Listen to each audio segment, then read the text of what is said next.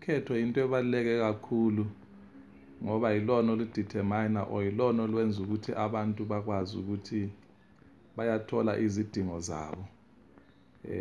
Yilo ukhetho olwenza ukuthi kwaziwe ukuthi ukudla kuzoba imalini, imisebenzi ikhona noma yikho abantwana ezikolo bazobhadala malini.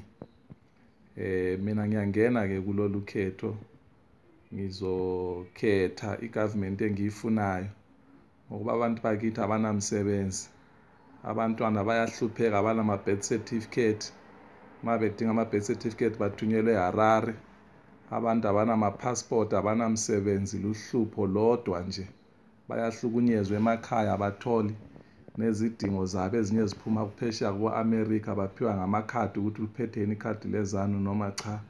So ngenxa yalokho-ke ngiyangena kulolu khetho, ngikhetha abantu, ngikhetha uhulumende ozomela abantu bakithi, ozomela abantu bonke, ungakhethi ukuthi ungowakuphi, ungowakusiphi isigaba. So ukhetho lubalulekile-ke ngaleyo ndlela.